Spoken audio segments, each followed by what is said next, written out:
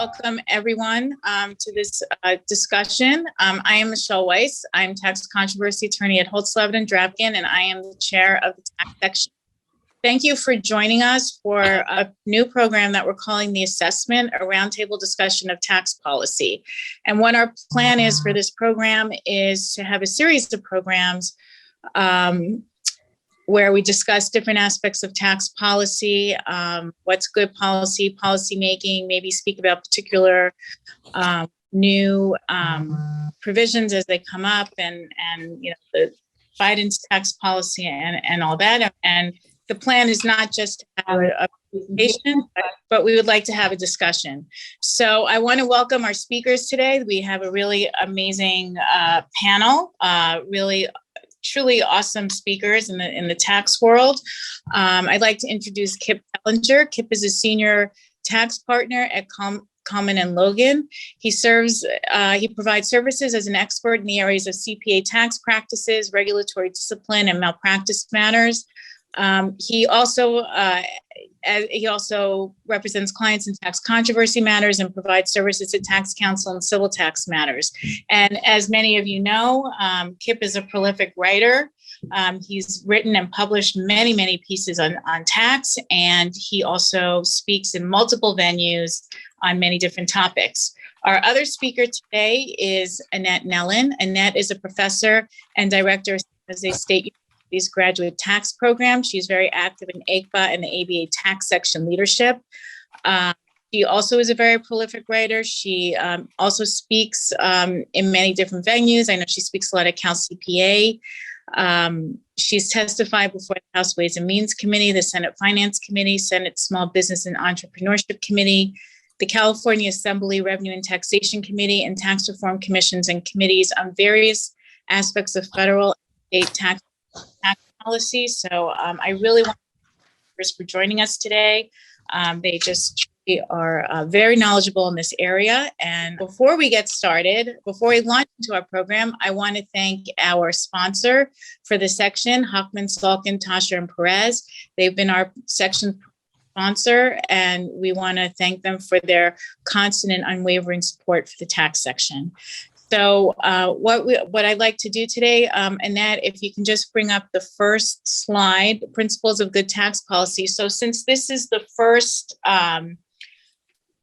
session of this program, I thought it would be good to have an overview to set the context of principles of good tax policy, although to some degree tax policy can be somewhat subjective depending upon many different factors. But Annette, if you can just give us some points, and then we can be off and running on our discussion. Sure. Thank you, Michele. It's good to join you all today. There are various formulations of principles of good tax policy. The AICPA put this together early in the 2000s, updated it in 2017, and they do widely use it whenever they submit a legislative proposal. They do remind the members, hey, no, don't forget about these principles of good tax policy. The first four on here really come from Adam Smith in the late 1700s. We think of tax policy as really the design of a system, and you want it to be a system that will work, efficiently, effectively, to collect the desired amount of revenue after they've already figured out how much revenue they need from their budget so far as what they're going to be spending. Probably key principles here: equity and fairness, horizontal and vertical equity. We're talking about equity. We really should be looking at what percent of someone's income goes to pay that tax.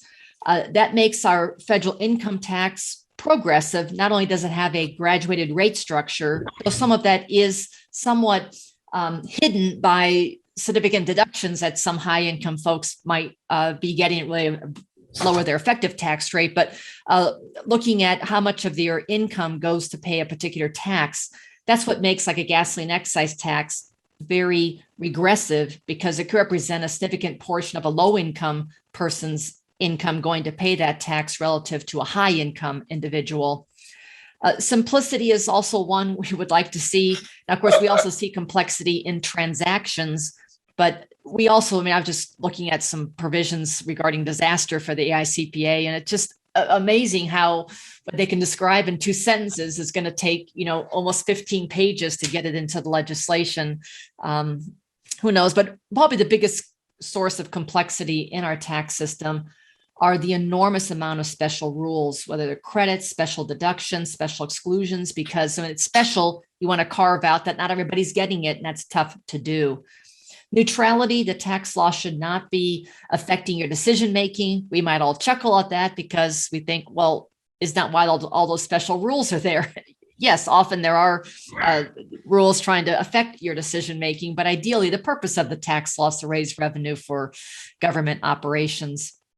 Economic growth and efficiency. It's really making sure that the tax system does several things, including really reflect how we live and do business today. For example, in an income tax, there's numerous ways you could measure depreciation. They would all help you measure your taxable income. But if you had a 30-year life on your semiconductor manufacturing equipment, that'd be very inefficient for your economy versus having maybe immediate expensing. So there are things you want to factor in there. And then ideally, accountability to taxpayers. It'd be good if the taxpayers understood what was going on.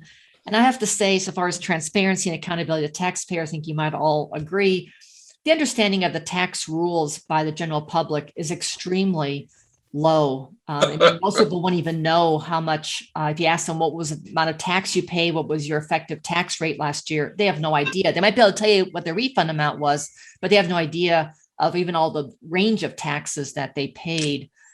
In these materials, a few slides, because also I make sure you get your MCLE credit here.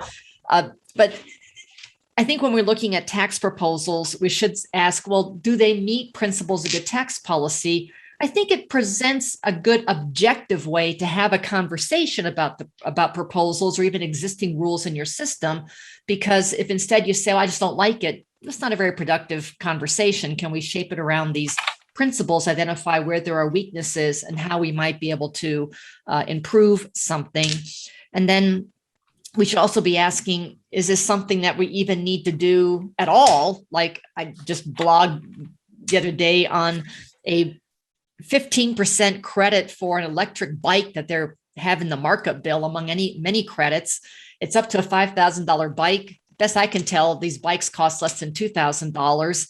They're going to be purchased by people who probably don't need the $750 to buy the bike. If they do, they can just buy a less expensive one.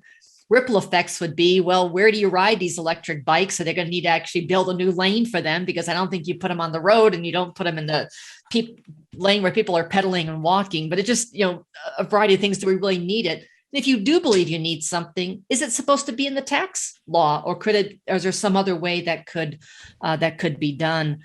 And other things to look at. And I think one thing that often gets overlooked in tax reform as well is we should also look at the administration of a tax system. And clearly our tax system is, got remnants of the 19th and 20th century as to how it operates. It's much different than when you do online banking or e-commerce, and our compliance system has a long way to go to really hit the 21st century here.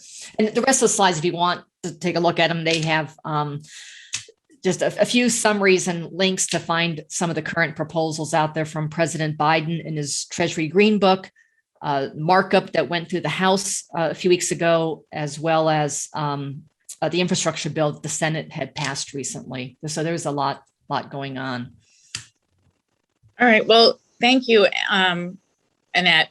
And everyone, I just want to mention for the purpose of this meeting, this is not just a presentation, it's also meant to stimulate discussion. So if you have a comment, you can unmute yourself, ask a question or make a point, or we hope to get this conversation going. And I know Kip and Annette, we were talking earlier, we can go back to this about the 199 cap A deduction and how you think it's operating and the proposed changes and why or why not they should be happening.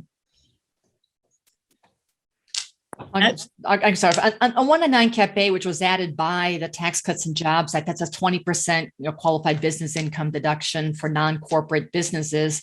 And it was added because they lowered the corporate rate, and most businesses don't operate as a corporation. So they wanted to give some additional relief. And that's what they ended up putting in there as a temporary measure that will go away after 2025. On the campaign trail, President Biden said was going to phase it out for people who make more than 400,000. That did not end up in his Green Book proposals. He has nothing in there about 199 Cap A. In the markup that went through the House Ways and Means, they put an additional cap. Actually, on the 199 Cap A part, there's also a special rule in there in cooperatives. There's no cap on that part. So just interesting how things just kind of sneak through because people don't understand how this thing works. The cap is that your deduction, if you're married filing joint, can't exceed more than 500,000.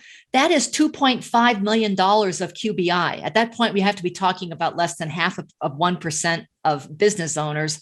400,000 if you're single. So obviously, marriage penalty issue in there. And then Senator Wyden, who still has to weigh in, he's got his own proposal, which many of you would probably like, and that is going to get rid of the specified service trader business, which has been rather harsh on high income CPAs and lawyers. So a variety of provisions in there. And one thing I also want to raise, how much political capital do you want to put in something? It's going to go away after 2025. So it'll be interesting to see what ends up in a final bill here on anything. But that 500,000 cap, that does tie to the deduction amount. So it's $2.5 million of income, which means for most individuals, that cap that the markup's putting on is not going to affect the bulk of them. It's a very, very small portion of very high income people who would be seeing a limit. Though I think the limit, going back to principles of good tax policy, if we want to say we have this tax system that goes up to either 37% or 39.6%, if you've got some very high income with businesses, even partners in very high income partnerships, that is bringing down that their top income probably isn't getting taxed at 37%. So I think part of that does bring in some more of this desired progressivity at those top rates. Annette? Yes. Doesn't the whole way that this bill is being put together violate almost every premise of accountability?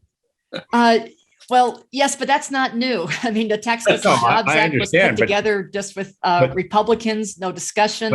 Although a lot of the Republican measures, there were hearings for 2 or 3 years in the House where they had the majority that never went anywhere. Yeah, and they didn't end up in the final bill either. And in this, though, they're just trying to throw stuff together at this point that we have no idea what's happening with it.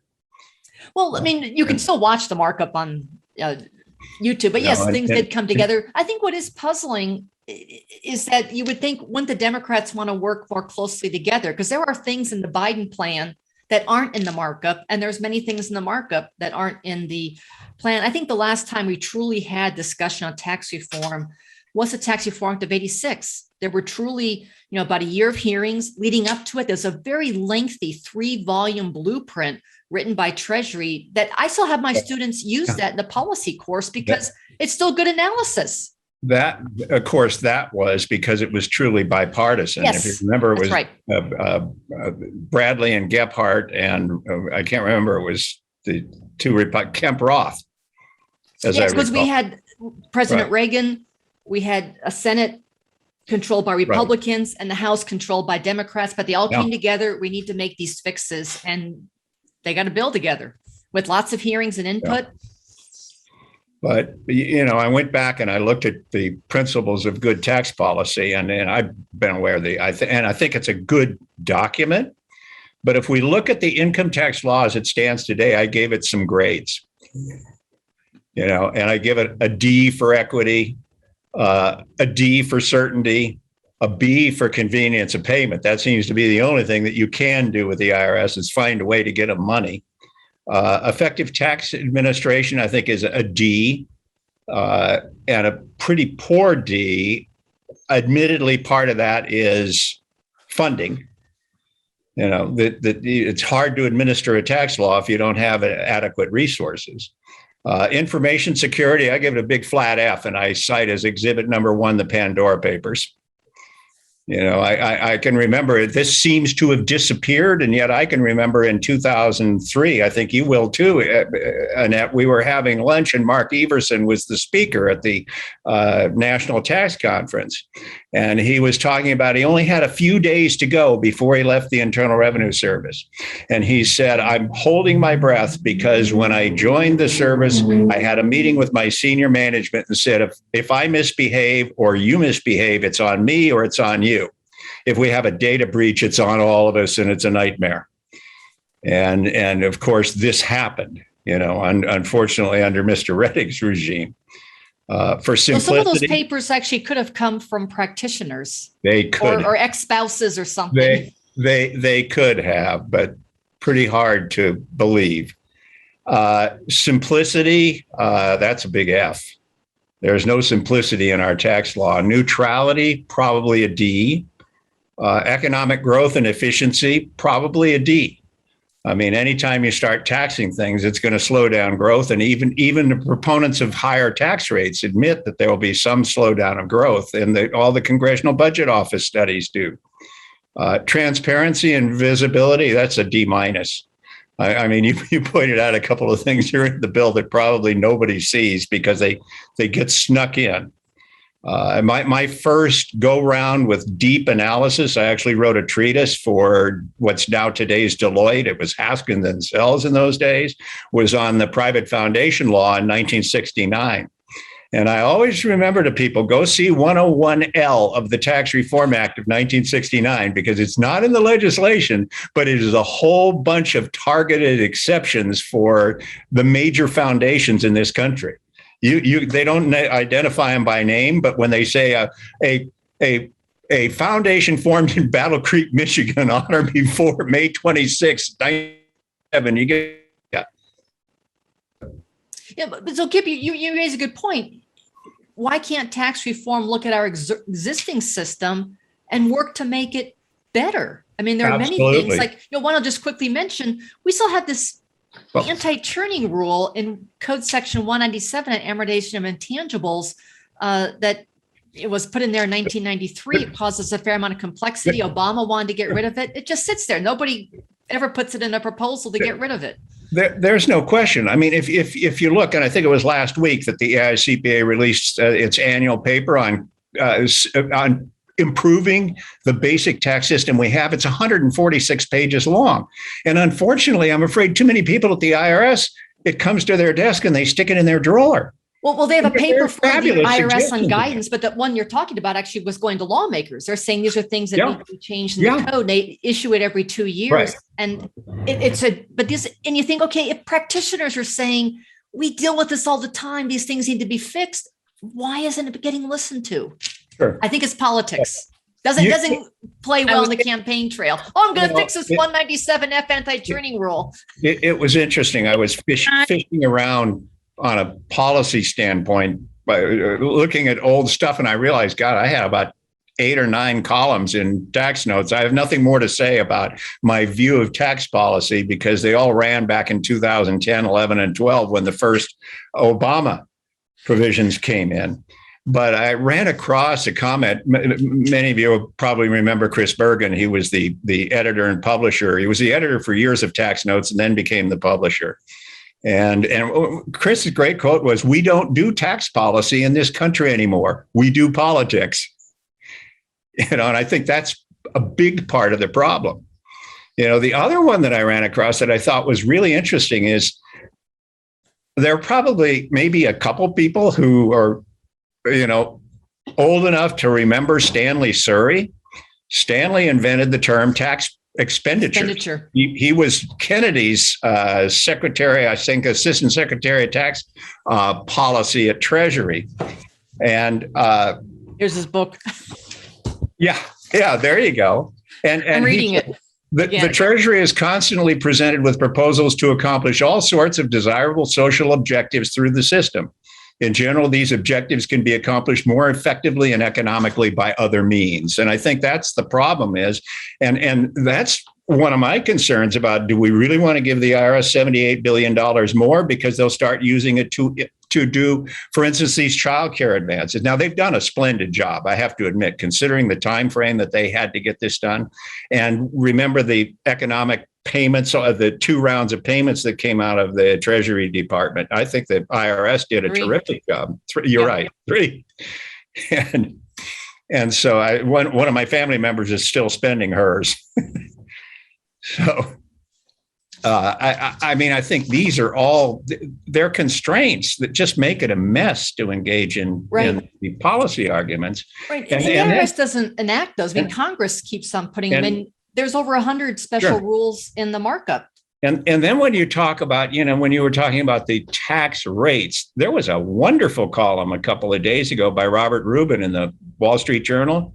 You see that article about the framing, how Biden framed what the wealthy pay, saying they pay only 8.2% because what they included was all the unrealized appreciation on their assets in their income base.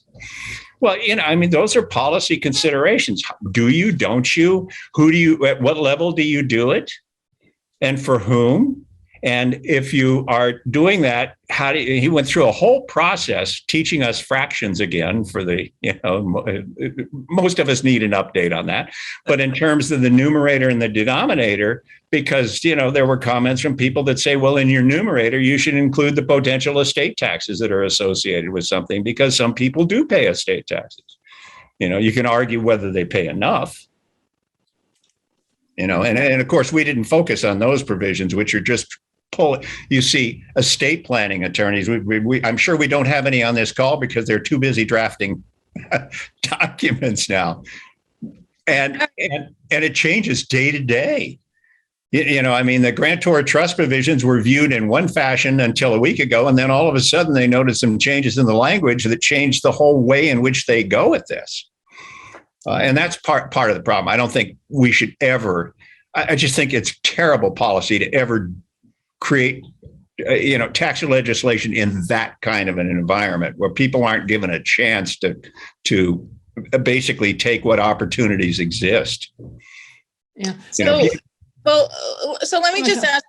So we understand there are a lot of issues, and of course, with the partisanship that goes on now in politics and the difficulties of people reaching across the aisle and all that kind of stuff. I mean, do you have any suggestions, or is there like a particular, like, for example, the corporate income tax rate? Do you want to discuss that? Do you think anything can be done about it? Is it where it should be? Is there any way to change it given the political, how people have the partisanship situation and all that kind of stuff? Like, we can just maybe take that as an example of. Michele, that's a great example of just lack of understanding. Prior even to the Tax Cuts and Jobs Act, you look at various polls. What did the public want? Well, the public did not want to have a corporate rate cut. They want to make sure high income paid, more taxes or their fair share, which clearly they just aren't really understanding who pays the corporate tax. I mean, it's paid by some combination of investors, employees, and customers.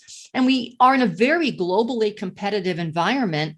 And most of our competing countries don't have the subnational tax, the state tax. So our effective corporate rate is still around, even today, around 25, 26% when you throw in the state tax on that. I leave it where it is and focus on other things. In fact, even at the 21% rate and double taxation, sole proprietors still have a better effective tax rate than being in a corporate form. I mean, it's just left for larger companies. So we have to look at the international competitiveness of that. And then, do we need a 199 Cap A deduction, or should we tell people if you want a lower rate and you think the 21% rate's better, form a corporation, deal with the double taxation? And when you look at, Kip mentioned tax expenditures, the bulk of the tax expenditures aren't for corporations, they're for individuals. I mean, corporations for the most part are calculating net income. Yeah, they've got some credits, but the bulk of these, you can see the list, OMB, Prunsum, Joint Committee, the bulk of the tax expenditures are for individuals. And that's what actually supports high rates. If you're going to give a whole bunch of deductions, tax equals rate times base. If you're going to make the base smaller and smaller and want to raise as much revenue, you've got to make the rate higher and higher. The Simpson-Bowles Commission years ago that Obama had put together, they said, well, if you actually got rid of everything, you could have a rate of about 6%. Of course, they said that will probably never happen, but certainly there's just a lot in there. But I think on the corporate rate, maybe they bump it up a point or two, but I don't know that that's the best place to be spending their time. But that's where the public doesn't fully appreciate the international competitiveness. And I don't think the politicians do either, because starting next year, we will start capitalizing R&D under the Tax Cuts and Jobs Act when we've been expensing it since 1954. That really flies in the face of international competitiveness, and it needs to go away, but that needs some bipartisan effort to make that happen. Well, it does. And, in a way, the reality is, from a political standpoint, the Janet Yellen at Treasury has tried to buy some insulation from that maximum rate by getting a minimum international corporate tax rate, at least in the developed countries, at 15%. But the difference between 15% and 26.5%, I would suggest, still allows for a lot of shopping, for lower rates. And that's really what we want to discourage. Right.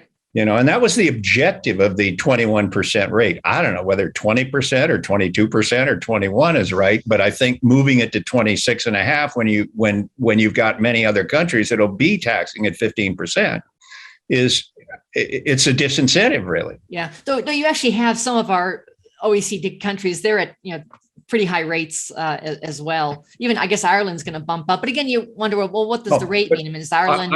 Ireland said it's going to go to 15%. Yeah, but I don't know. Is it, they have new property tax breaks for people, or Sure. It's you really got to look at the whole picture. But yeah, I think the 15% is an interesting discussion, and to get 136 countries to come together and say that's fine, that Sure. there's a message there. Well, and what's interesting is, if you look at the code and you look at the history of it, because I know, and I don't know whether you included the materials that we handed out today, but I wrote a column 3 or 4 years ago when the Democrats were trying to raise rates and we're always arguing, well, we had a 91% tax rate and we had great economic growth back in the 50s and 60s. I was there. I'm second generation. I grew up in this profession. I started to learn about tax rates when I was about 14 years old. And one of the issues was that if you took what was considered taxable income back in those days and grafted it onto that 91% rate, nobody paid it any more than anybody pays the maximum rate now, because there were staggering. Remember, you had intangible drilling costs. We had one client that bought life insurance, millions and millions of dollars in the 50s, bought life insurance. It was such a big policy that illegally, probably, the person who sold him the policy loaned him the money to pay the first year's premiums, and he paid 5 years prepaid interest and wiped out his income. Yeah. And of course, those top rates were only for, very small percentage Sure. of folks. And yeah, there was some planning and work around Sure. it. Unlimited charitable deductions. If you gave away 90% of your taxable income in 9 out of 10 years, you could get an unlimited charitable deduction. And I always heard that provision in the law wasn't designed originally to benefit wealthy people. It was designed to benefit a nun who had inherited a whole bunch of money and had all these dividends, and she gave it all to the church, but she was limited in the deduction and she owed all these taxes. And somebody said, well, we should provide some relief. And so they took her structural situation, put it into the code, and then everybody started taking advantage of it. And that's that's the other issue. Marginal rates encourage gaming the system, and they encourage lobbying. And of course, I think you can make the argument that some congressional types love the ability to have high marginal rates, because then they can start working with getting political contributions to support their campaigns in order to go to bat for some targeted wealthy tax deduction. Yeah. Qualified opportunity zones being a good example. I haven't read it, but I just showed up on my doorstep yesterday. David Wessel, who used to be a Wall Street Journal columnist, has a treatise on what has happened, where the money has gone, and who has benefited from qualified opportunity zones. And it's not pretty from the reviews I've seen. Okay, and all right, so Annette, I'm going into your slides, and maybe we can speak about more specific provisions. And we kind of touched on it, is talking about taxation of high income taxpayers. And there are three things that you have here: increase the top marginal rate for high earners, reform the taxation of capital income, and rationalize net Self-Employment Contribution Act taxes. So which of those things do you think are worth pursuing and can actually, as a practical matter, get passed as a law? Okay. And just to clarify, those aren't mine. Those are President Biden's Sorry. and the Republican and the Democrats in the House. Yeah. Sorry, it was in the section on the Biden tax.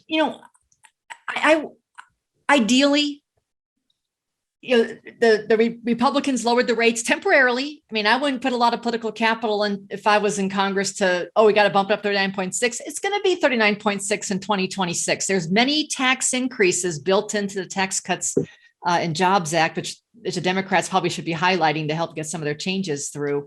I think we need to look at the whole picture to have all these multiple types of taxes. We want more tax on investment income. We have the net investment income tax. Now they're going to think about broadening it. Why can't we just have, one rate? We've already still even got an AMT built in there as well.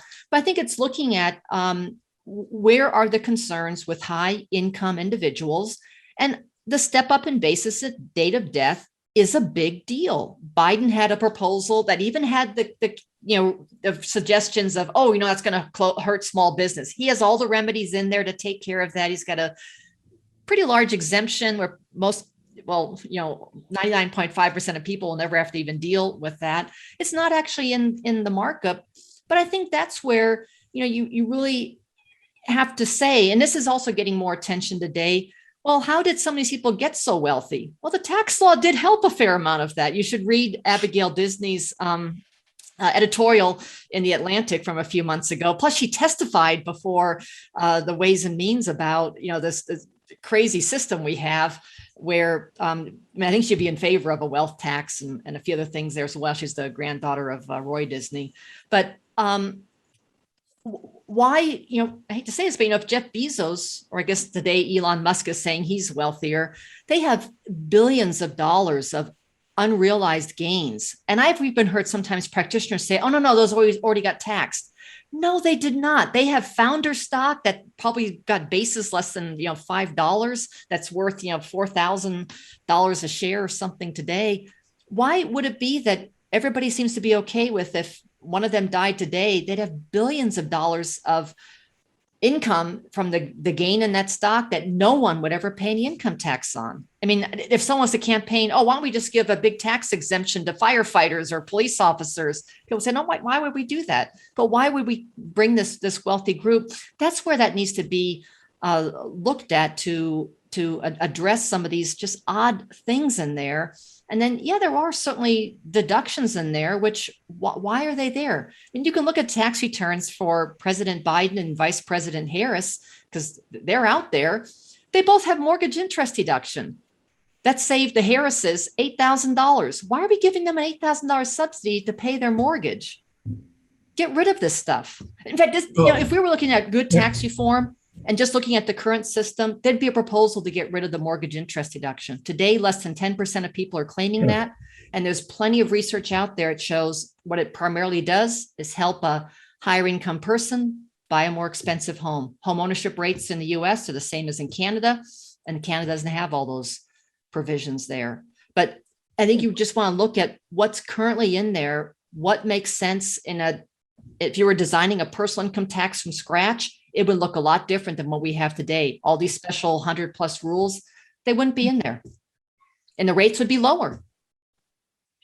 At least on the home mortgage, and there have been some interesting proposals in the past, because one proposal was, if we're not going to eliminate the home mortgage interest deduction, at least let the high income person only get a benefit at a 28% or a 25% rate from it. Right. I mean, that to me seems more fair. I mean, I don't know too many people who are probably economically more conservative than I am. And I've never considered myself anti-tax, but I'm certainly not for high marginal rates. But the other issue is I agree. I've never understood. And the Republicans, I think, missed a huge opportunity 11 years ago or 12 years ago or longer than that, maybe during the Bush administration, by not trading appreciation on unrealized appreciation at death for the entire estate tax. Let's just tax. In other words, if you've earned it and paid the tax, fine, keep it. But if you haven't paid your income tax during your lifetime, we want that money. And I think that's only fair. I would put one more caveat in that. If that I'd say to the Democrats, if you really want to put your money where your mouth is, tax the unrealized appreciation at death and do not allow a charitable deduction greater than 50%. Meaning that if you believe that the government needs money, then construct the estate tax appreciation at death in a manner where you'll get some. Because if you simply say, well, Warren Buffett, you've got $60 billion of unrealized appreciation that we're going to tax. And he says, I gave it all to charity. You've got nothing to get. That doesn't solve the government's revenue problem. And the fairness. That I think is and what would be interesting would be to see how loud they screamed. What's the old thing about plucking the goose? It's a fairness issue. And you're kind of at the charitable contribution, letting him donate it all to his chosen charity. It should be tax dollars. Let us all figure out where it should be going. Sure. I mean, there's a real, there's a whole real issue that you could spend an entire afternoon on charitable deductions because of the different views we have. Because remember, your $100 million contribution of your artwork to an art museum gets the same deduction as your $100 million to eradicate poverty. And so you can end up with all kinds of policies as to whether something is right or not right. Should the endowments of the major universities be taxed at some rate simply because of their sheer size and their ability to escape taxation? Right. And when we hear soon at some point about canceling student debt, should these well-endowed universities be forking some of that bill? Sure. And as I said, I was around when the private foundation rules were enacted. My first treatise was in that area. And, one of the issues that always was a big issue in those days to my clients. And since I was at Deloitte, I had the Rockefellers as clients. I had the Daniel Murphy Foundation here in Los Angeles as a client. The Irvine Foundation was a client. Hughes Medical Foundation was a client. And I know at that time, their big concern was these 6% required minimum income distribution. And that's been played around with and reduced over the years. And I think that it's about time that we took those large private foundation fortunes in some fashion and really required a significant distribution, even if it eats into capital at some point. I have a thought. I'm going back to the step up at date of death basis issue. So are you suggesting that you just don't get the basis step up, or that death is actually a tax event? Biden treating death as a realization event with some ability to, not have to sell the family farm, though most people actually don't have a family farm, with some provisions and $1 million. But generate my view would be, if you're going to do it for real. Just a carryover basis, I think is cosmetic in many ways, because that's the family dynasty. Yeah, because it isn't going to happen. If it's carryover basis, we're not going to see any results during our lifetimes. But on the other hand, if you taxed unrealized, and if you had a mechanism that maybe gave up to, hey, I don't mind, be liberal, give them 15 or 20 years, give them 5 years to restructure to make a payment significant to maybe a third or half, and then give them another 5 years to eliminate. We did that with foundations, by the way. Foundations that own more than 90%, 95% of the stock in a corporation, publicly traded corporation back in 1969, got 20 years to fix the problem and get down to a combined holding between the foundation and the founder's family of less than 20%. And so at least the realization event would have happened and we would have known that we had that revenue stream coming. So something like a 61-66 type of arrangement where, that's where you just Sure. have a business Sure. or an asset and you just have time to pay the Sure, tax. except make it broader because, you always have that issue. Does real estate rise to the level of a closely held trade or business to qualify under 61-60? In this case, you just say, hey, whatever the estate is, if it is this amount and there's this much appreciation and there's this much tax, you have, and you could do what they did with the foundation rules, which is you could have a threshold dollar amount where you have 10 years to pay it, another one where it's 15 years, and another one where it's 20. And that could be triggered by you could work out a formula, the liquidity of investments. I always thought the most bogus argument of all of that was because you remember we had proposals like that and we allowed, when we had carryover basis back in 2010, I think it applied only. It didn't apply to the first $7 million, as I recall, for a married couple of appreciation. And the argument was that even that with carryover basis, it'd be impossible to figure out what that basis was. And I can tell you, I was looking last night and thinking about my clients' behavior over the years. And I went back and I thought, wow, that was pretty cool. Back in 1995, I was a sole practitioner. I had 11 taxpayers who had more than $4 million of income that year, taxable income. And I was thinking about those taxpayers and I realized that I didn't have one of them that we couldn't figure out what the basis was for 95% of their wealth. Yeah, Rich people keep track of this Levon, stuff. Yeah, Levon sent a question in on that. Yeah. I know you can find the basis because if the default is your basis is 0, people will figure out the basis. Sure they will. Yeah. And if we set a realistic limit, set a fair limit, like, even if we imposed an estate tax, if we went back to the 5 million plus, which would be close to 6 or something. So it's 6 and 12 for a single and married couple, give them 10 and 20 on the unrealized appreciation. In other words, don't make it hard because if you do that, you're not going to miss much of that appreciation in life. So then you're not just quickly. Senator Wyden has a proposal to actually do to market every year. I don't think it's going to go anywhere, but right now the markup in the House has nothing regarding the step up in basis at date of death, which is, I think, unfortunate given the great focus and the focus on 2 prominent senators calling for a wealth tax. Yeah, well, I think we don't need a wealth tax. We need a tax. I think Wyden's unrealized appreciation. Yeah, I think Wyden's mark-to-market proposal is kind of like a half measure to answer the wealth tax. Well, it would approach. Hopefully lead to discussion. Michele, I know you want to bring in. But imagine from our attendees here too. If let me say one thing: if you did mark to market, okay, and you want fairness in the tax law, the next time we have a 2008 catastrophe or a COVID pandemic, you're going to have to allow them to use those losses and utilize those losses and carry them back. I remember in 2017 when they suspended the net operating loss carry forward. I probably got recordings of places where I spoke where I said, well, the carryback will reappear as soon as we have an economic crisis. It did immediately. You're a great prophet. What can I say? Well, just about anybody should have been able to predict that one. Yeah. All right. So that's an interesting point, though, is to have death as a realization event, but then, you do have, or almost like with the estate tax, you have some limits. So, for example, if someone passes and all they really have is like the home they lived in for 50 years and their retirement plan, it's probably not going to affect them, which is...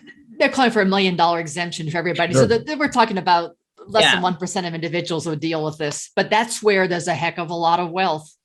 Right. Oh, yeah. And then, of course, the question is, and I know, Levon, you asked about estate planning, but I'm just wondering if people can get real creative with how they set up trusts and other things so that they somehow, there's always a way around it, for every action and equal and opposite reaction kind of a thing. I mean, I could just see estate planning people really going to town to figure out some creative way to avoid having that happen, where somehow you put your stock into some sort of a vehicle where upon death it somehow isn't really yours anymore. I can just envision the whole. Yeah, I think there'll be provisions to limit that. But I was listening to a talk recently where someone said they'd put the land from their family business into a non-grantor trust, so it would just always be out there.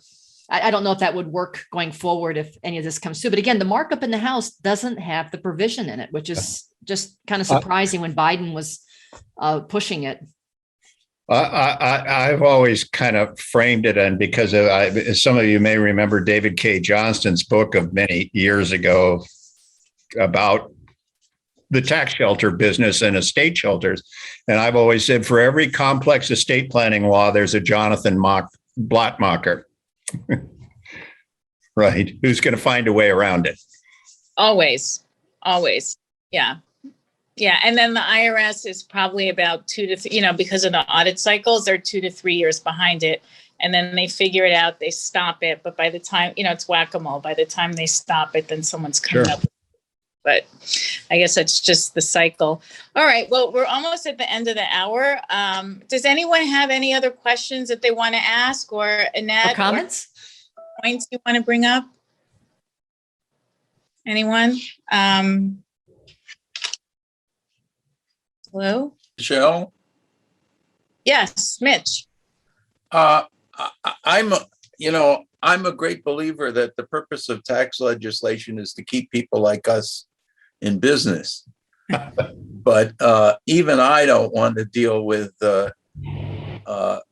figuring out appreciation at death. I mean, a value at death is complicated enough, but by comparison to an appreciation at death, it's simple as pie. I mean, that's just a